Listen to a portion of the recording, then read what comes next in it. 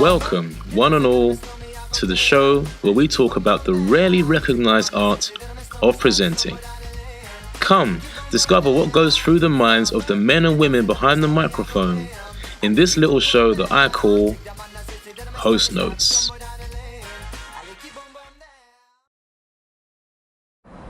What's going on, party people? Welcome to today's episode of Host Notes. Host Notes is a show that I designed to speak about my experiences as a compere, host, presenter, and to give you a little bit of an insight into what goes through my mind under certain circumstances. During this series, you're going to discover some things maybe you didn't know. You're going to have some things you did know reaffirmed. I'm going to have some guests on to talk about their experiences and to give a greater scope of some of the points that I'm going to make. So if you like what you see and you are enjoying the show, or you are curious to know more, please do subscribe to the channel. My name is Damien Anyasi. I've been hosting for about 8 or 9 years. I still have much to learn, but I have much to share as well. So let's get straight into it. Today's episode is about what goes through my mind at a battle pre-selection. Now, this episode, or rather this subject about battles, is going to come in 2 parts. I'm going to do part 1 today, which is the pre-selection.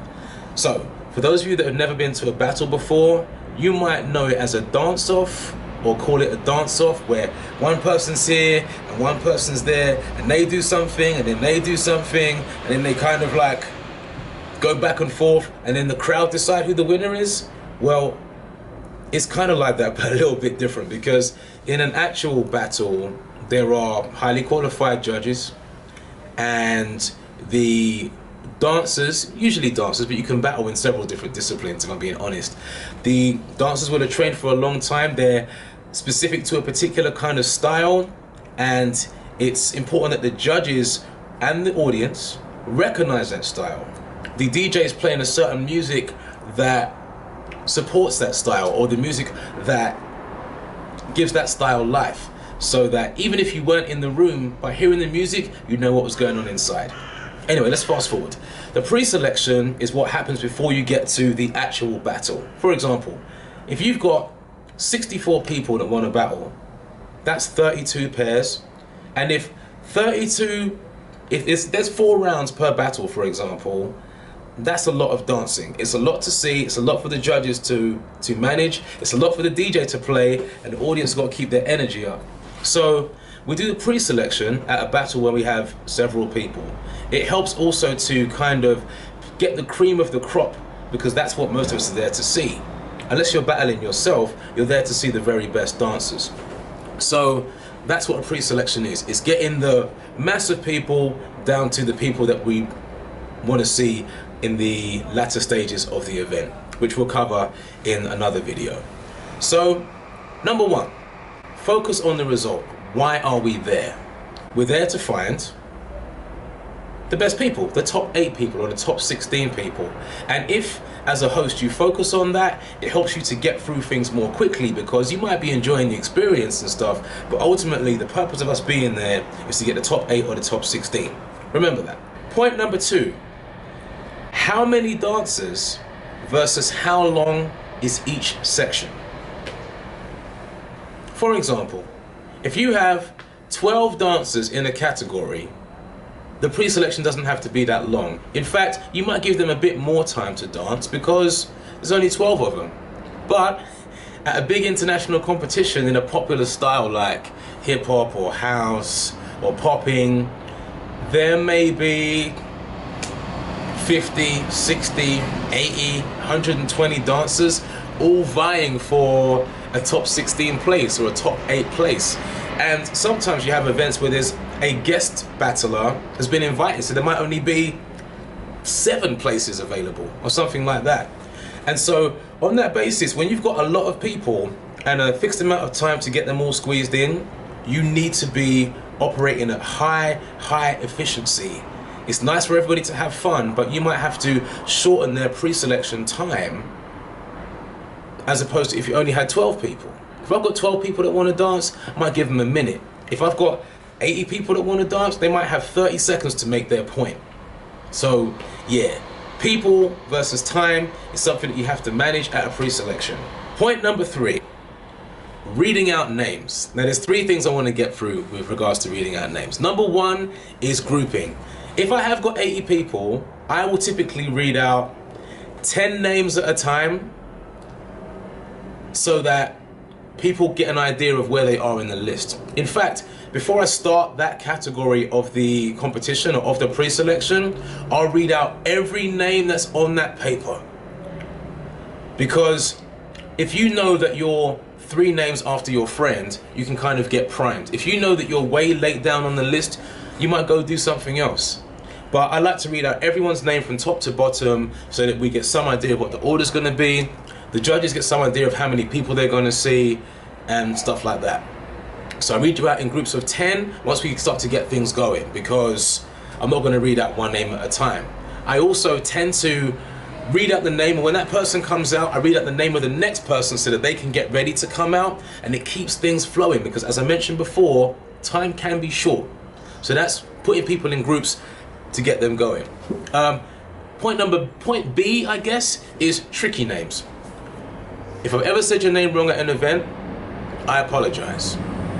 Dance is an international thing. That's what makes it so beautiful. It's open to all people, and often you get people at events that come from all over the world, or from from different countries, or maybe they just have like a funky name or a funky take on their name. And sometimes as a host, you're looking at the name and you can't really work out what it says, and you've got to do an interpretation of that. That's okay. People who have funky names probably know they have funky names, and it may have been mispronounced in another way. As a presenter, I ask you, if you have a funky name, please do not be offended if we get it wrong. We're doing our best. Also, sometimes somebody may have written the list down for you, and their handwriting might be a little bit weird, and so you might have to like try and work out what they've written. I will always say that before I start reading things off, I try to get an idea of what the names are before we begin the event, so that when I'm actually on the microphone, actually doing what I've got to do, I can say your name right and get you out there as quickly as possible. It's a respect thing, you know. And part C is missing your slot. If I call your name and you're not there, you got 5 seconds to get to the floor, and then I'm moving on to the next person. Because these events run so tight to time, it's really, really important that people are there on time. Sometimes I'll say, if your mate is in the next section, please make sure that they're available. And sometimes that has worked. Other times, if people aren't from the UK, maybe they don't speak the language of the presenter, they may miss their cue, or they may miss their name, especially if, as I mentioned in the previous point, I misread it. So yeah, if you miss your slot, you may still get a chance to jam, but you probably have to go at the end of the line, because we have to just keep things moving. So that's the name thing. On to point 4, bias. Now, I am a dancer, I come from the dance scene, and I know a lot of people. It's likely, if I'm at an event, that I'll know someone that's competing. It's likely that I'll know someone that's doing the prelims. I have friends that are high-level dancers, and it gives me a great pleasure to introduce them. I've been asked before if I ever, if I'm ever biased on the microphone or give people a little bit more hype. I would say no.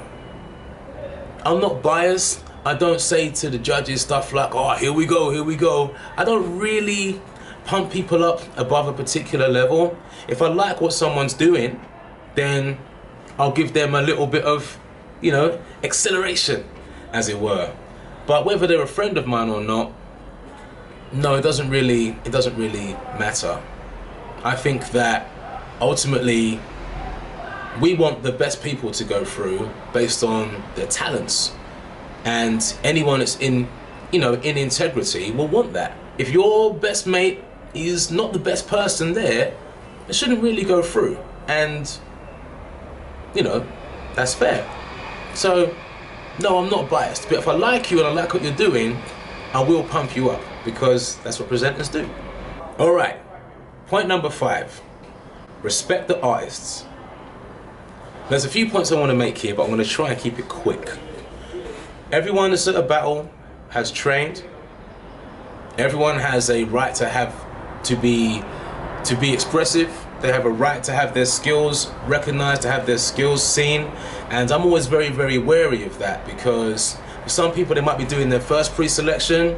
They might be nervous. I've done pre-selections where I'm so either tense or in the zone, I can't even hear the beat. Like, I just go off. And I can't be the only person that's had that feeling. And it's important to respect the artists, the people that are there doing what they do, because they're the reason that we're there. And I'm always very, very wary of that. That everyone's got a different story, they're at a different path on their journey. And whether you've done 700 prelims or it's your first prelim ever, be respectful of the artists. In addition to that, how I manage people when they're doing a pre-selection is, it depends on how they're getting on. Because if it's your first pre-selection and you're dying out there and you've got 45 seconds to dance, I might give you 40 to spare you, as it were. If I know the judges aren't going to put you through, I might cut 5 seconds off your time, because it's time. At the same time, if that person is getting into it, you know, they're really flying, everybody knows the song, so they're moved by the song, we're all moved by the song, we know something's about to happen in the song, I might let their time run a little bit over, because they're giving it to us. We're there to be entertained and inspired. And so if your pre-selection is really flying, I might give you a little bit of extra time. But in the cutting time and the extra time, that all comes under the umbrella of being respectful to the artists and respectful to their craft. Point number 6, stop clock management. I love this because when I'm presenting, when I'm hosting like a prelim and I've got to hold the board with the names, I've got to hold the microphone, and then somewhere, unless you've got someone to assist you, somewhere you have to have a stop clock to know how long people are dancing for. That is a lot of things to manage. Particularly if you might forget to press start, you might forget to reset.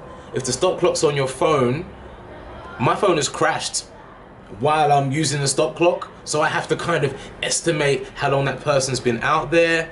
There are several things to think about with regards to stop clock management, but the event is relying on me or other hosts that are doing that job to keep time. I don't have an actual stopwatch. We all have phones in our pockets, so phones are typically the easiest way, but be aware that stop clock management is a very, very real thing, and it's kind of tricky, but it has to be done. Number 7, environmental awareness. This is kind of universal at different events, but at pre-selection, I think normally that's where you have the highest volume of dancers in the same place at the same time. Being environmentally aware means looking at the state of the whole room, the conditions, and thinking about how that affects different things. For example, if the room is so packed that people are looking in from the doorway, that might be a health and safety hazard, it might be a fire hazard. If there needs to be a clear pathway for somebody to come through, or if there's a wheelchair user present or something like that, as a presenter you need to be aware of what's going on in the room. If the temperature in the room is particularly high, that's going to affect people's experience, you know. So being aware of the environment, drink gets spilled on the floor or anything else, if you see someone with a drink near the dance floor, your radar should click on and be like, that might turn into a hazard. And if you can prevent that before it happens, it means that the event can keep going more quickly. Pre-selections are a lot of stuff in a limited space of time, and the more you can be aware of the surroundings, the better. Okay, on to point number 8. The point I want to make is about welfare. The welfare of the judges, the welfare of the dancers, and the welfare of the audience. It kind of touches a little bit upon what I spoke about in environmental awareness. Let's say you're at an event and you've got a few hundred dancers there. If you're in a tight enclosed space, they need to be managed. People need to have information given to them. They may be nervous. They may lack hydration. They may have just flown in. As a host, I always think about that because, as I mentioned before, everyone's circumstances are different. They need space to warm up. They might need to have some music of their style played to get them in the mood. You know, you don't want to turn up for a battle you've been training for a long time. You're there to do a house battle and the hip-hop pre-selection was just before yours and you go straight into the house pre-selection.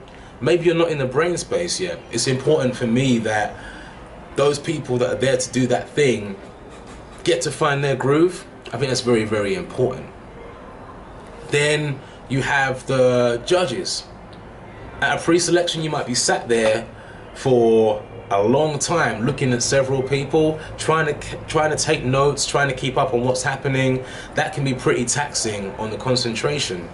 And I'm always looking at the judges during a pre-selection, because if they can't concentrate, they're not going to pick the best person. They may make errors in their judgment.